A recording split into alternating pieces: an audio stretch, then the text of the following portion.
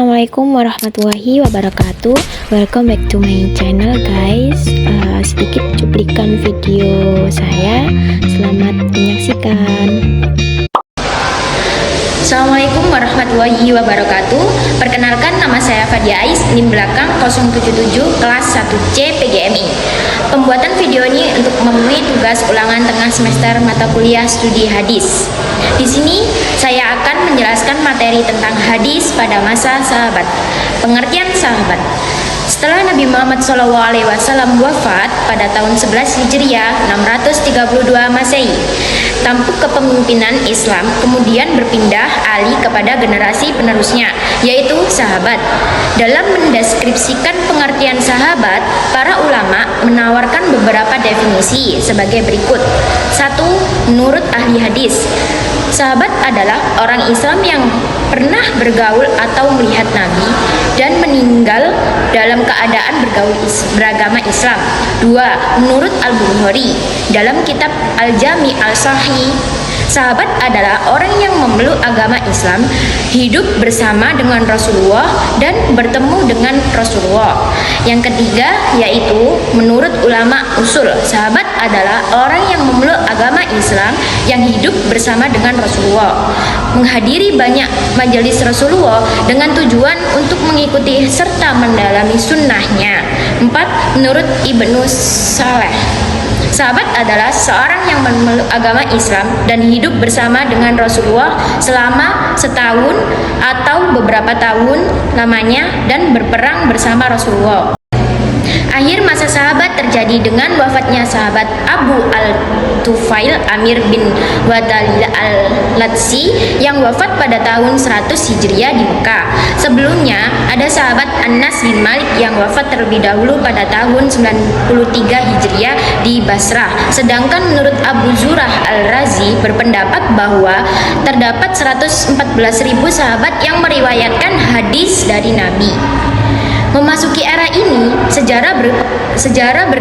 perkembangan hadis telah memasuki babak baru, khususnya pada masa Khulafaur Ar-Rasyidin yang ditandai dengan munculnya Khalifah 4, yaitu Abu Bakar As-Siddiq, Umar bin Khattab, Utsman bin Affan, dan Ali bin Abi Thalib sebagai pemimpin Islam selanjutnya. Masa Abu Bakar As-Siddiq menurut Muhammad Ibnu Ahmad Al-Zahabi dalam kitabnya Tazkiratul Hufaz terjamati Abu Bakar As-Siddiq. Abu Bakar Al-As-Siddiq adalah sahabat Nabi yang pertama kali menunjukkan sikap kehati-hatiannya dalam meriwayatkan hadis. Pernyataan Muhammad Ibnu Ahmad Al-Zahabi ini didasarkan atas pengalaman Abu Bakar tatkala menghadapi khusus waris untuk seorang nenek. Kasus tersebut menunjukkan kepada kita bahwa Abu Bakar bersikap sangat hati-hati dalam menerima periwayatan hadis, meskipun periwayatan hadis tersebut disampaikan oleh sahabat. Abu Bakar tidak langsung gegabah menerima periwayatan hadis kecuali disertai dengan saksi. Bagi Abu Bakar, keberadaan saksi menguatkan atas kebenaran hadis tersebut. Bakar tidak akan menerima periwayatan hadis tanpa ada saksi. Yang kedua, pada masa Umar bin Khattab, tindakan ini demikian juga dilakukan oleh Umar bin Khattab dengan tidak memperbanyak periwayatan hadis, sehingga perhatian umat Islam terhadap Al-Quran tidak terbagi karena umat Islam lebih membutuhkan Al-Quran untuk dipelajari, dihafalkan, dan diamalkan kandungannya. Para sahabat pada masa itu lebih mencurahkan perhatiannya kepada pemeliharaan dan penyebaran Al-Quran. Akibatnya, periwayatan hadis pun kurang mendapat perhatian. Bahkan, mereka berusaha untuk bersikap hati-hati dan membatasi diri dalam meriwayatkan hadis. Larangan Umar bin Khattab sesungguhnya tidak tertuju kepada periwayatan itu sendiri, tetapi dimaksudnya agar masyarakat lebih berhati-hati dalam periwayatan hadis dan perhatian masyarakat terhadap Al-Quran tidak terganggu. Dasar pernyataan ini juga diperkuat oleh bukti-bukti sebagai berikut. 1.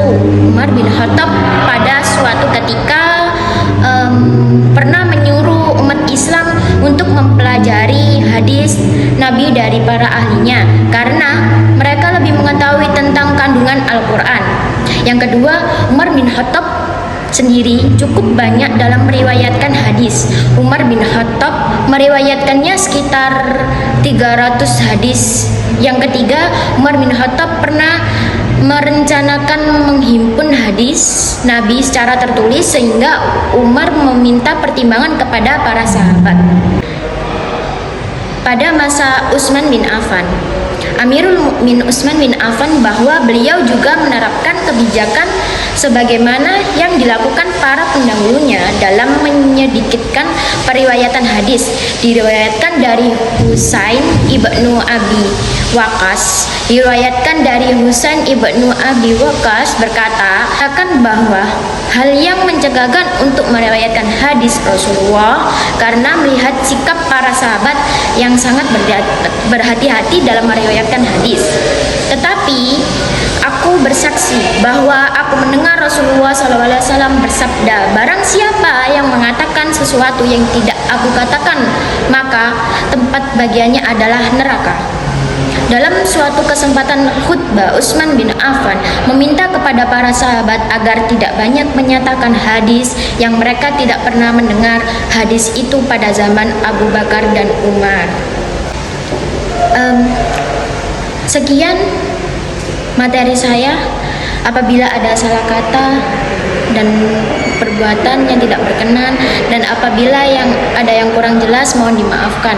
Sekian dari saya. Assalamualaikum warahmatullahi wabarakatuh.